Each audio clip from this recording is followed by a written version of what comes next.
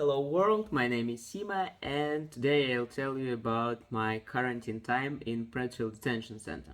So, quarantine cell is for everyone who come to pretrial detention because there you are get to use the idea where you come to and you just waiting for testing your results, medical results.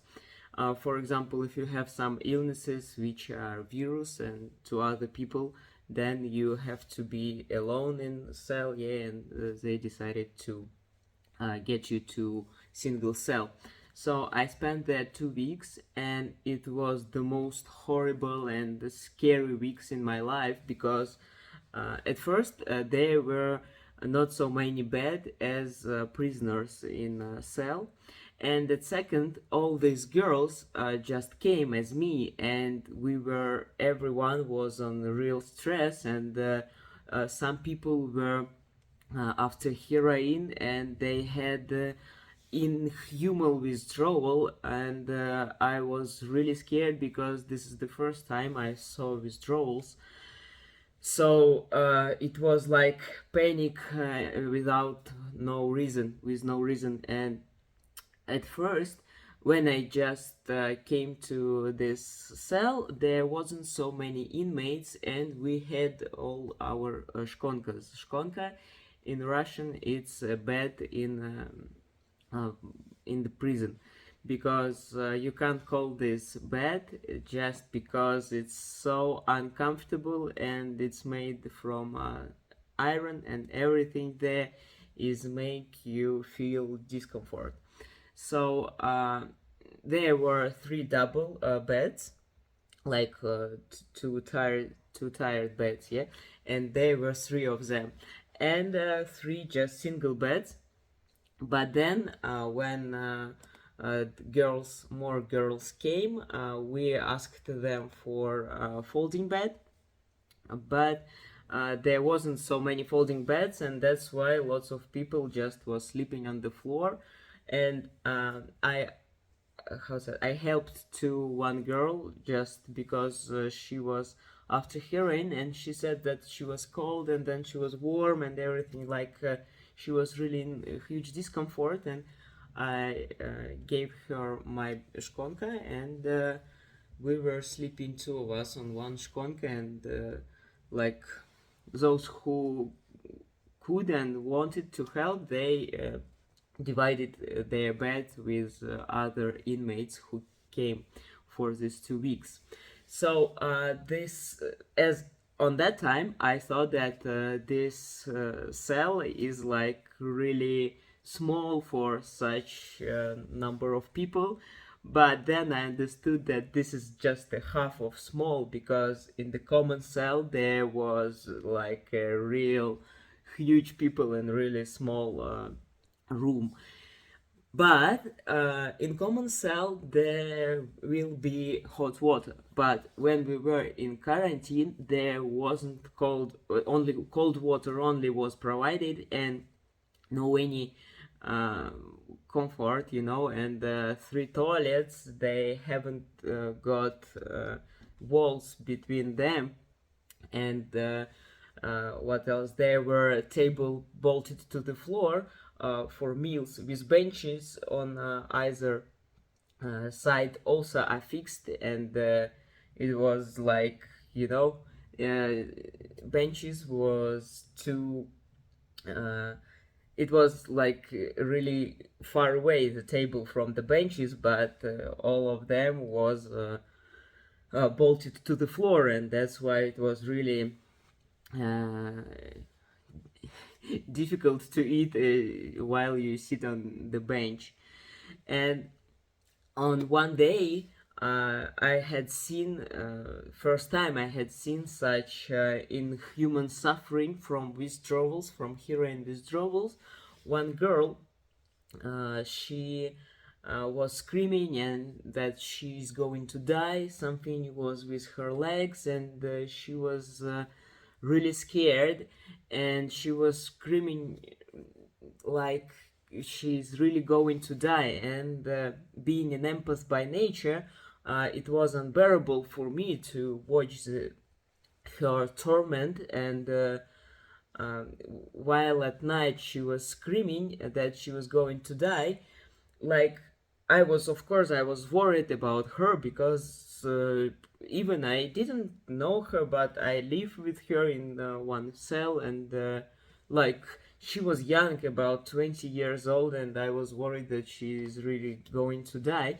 So and the craziest thing for me on that moment was that everyone else was like boiled vegetable, they didn't do anything, they just was like nothing is going on around, but she was screaming in small cell, and like one woman she said that please could you keep silence, because I'm trying to like sleeping, have a rest, and it was a normal, like, what person is going to die, and you saying such marasm things, and so, and I was worried, and I reached to the brakes.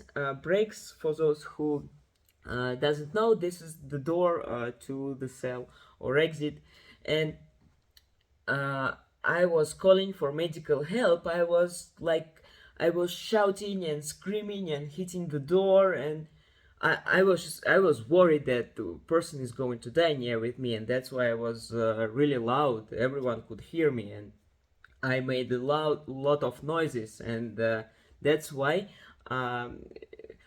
medical help came. But medical help, it's just words, because for the medical sisters who have been working in such institutions for centuries, this withdrawal symptoms are commonplace, and they gave girl some injection. I don't remember what it was, but it helped her. And put it mildly, these medical sisters scolded me for panicking for no reason. Like, it's a commonplace. Someone could die, that's normal, and like, why are you shouting at night? For what for? They're drug addicts. If they die, okay, whatever. And this understanding made me feel like where I came to. No one puts you on the place of human. Like, you're here, and nothing will help you, like that. And honestly, in the future, I regretted my compassion, as all those who were experienced withdrawals, but not like that girl, not like they were dying, they were like feeling bad, and they were like, how it said, like they haven't got strength in their selves, and they want someone to help, like they want someone to make them feel that someone is close to you and someone is looking after you, but they wasn't dying, that girls, but they were asking me to get touch with the medical staff, because that's time I get reached to that medical sisters, and that's why they were asking me, like, not like that girl, she didn't ask me, she was just really dying, and these other girls, then they were like crying, yeah, but crying to me, like, oh, you can please, if you're really suffering or you were going to die, for sure, no, for sure, lots of people like me will help you. But when you come as crying, but I see you feel normal, yeah, okay, yeah, you feel sick, but you are not going to die. And so, without a doubt, prison makes a person callous to other suffering, and then, like, if it's a real critical situation, I can understand and I will do whatever I can. But if you are like not so strong and you are seeking for help in other people, it's not so good for that places. So, and why people are sitting in this quarantine, not only because of withdrawals, because for these 2 weeks the administration explains the rules of staying in this institution to the newcomers, and the prisoner during this time gets used to the idea of where he ended up, because when we were in this quarantine 2 weeks, it was like chicken coop, because everyone was with his own problems, and everyone gets to understand that he is in prison, and now it's going to last a lot of years, at least months, or but in fact in Russian prison years, and that's why it was like unlogical, everything, and people were speaking to each other, but in fact they were speaking only with themselves, and they were like wanted to relax or to have a rest, but in fact they just wanted to get everything from them, all these words, the words about nothing, just like for some people speaking is making them get from their mind, get from their thoughts, and that's why they just were speaking about nothing. And it was a real help, because you're just in these 2 weeks with people who screaming about their withdrawals, with people who are angry because they already get from these withdrawals, and with people who just, like I told you before about that Romani girl who was like, she was apologizing to me about stolen wallet in the McDonald's queue, but in fact I couldn't do anything with her situation. And in quarantine there were people too who were apologizing for their movements, because they were thinking that they will help somehow. I don't know why they were doing so, but lots of noise and really stinky in this cell, and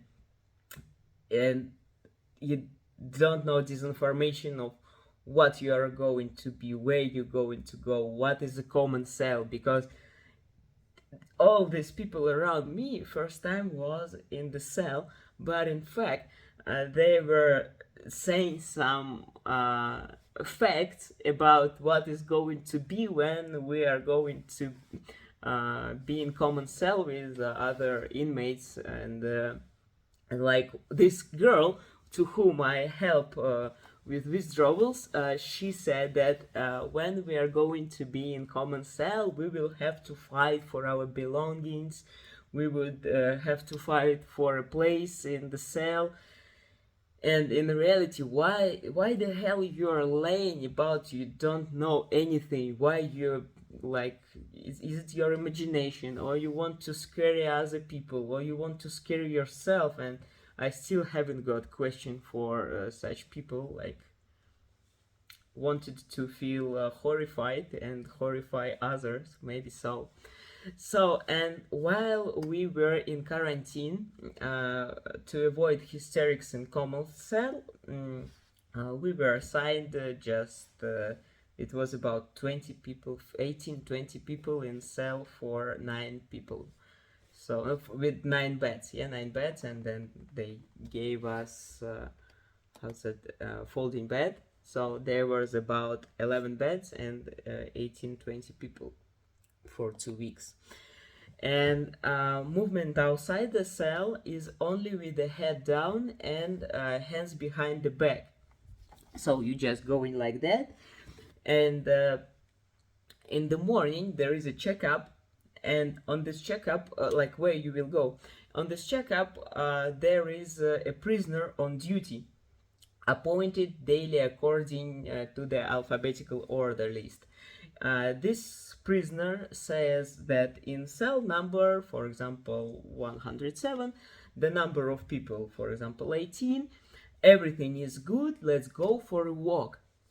Let's go for a walk. For me, it's like something active, interactive, and like we are not going to stay in the cell, we are going for a walk. And when I heard this, I love sports very much, and I was so happy that something will going to be and we will go somewhere for a walk.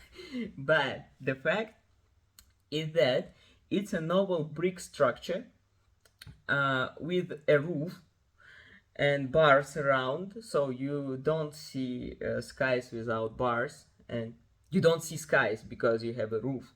And it divided into cells ranging from 10 square meters to 40. And you go to the cell, which is randomly, the administration will get you to one of the cell, distributed to one of the cell. And as luck would have the biggest one, but it could be a small. So what you can do there? Nothing. You can make rounds, and go in rounds. Okay, some girls was singing. And some people who had friends from other cells, they crafted messages on the walls, and like in some house, maybe another prisoner will see this message and will writing on the wall the answer. So just like communicating with other cellmates is prohibited, and that's why this is one of messaging, chatting with them.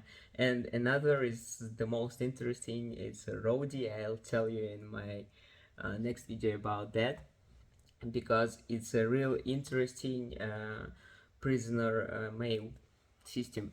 And so I will skip ahead a bit, and when I was already assigned to a cell, to the common cell, during one of the walk, I heard that the convicts were playing soccer, and I wrote a permission to the administration for the ball to be passed by my friends or parents, and they answered to me that it's not allowed for girls.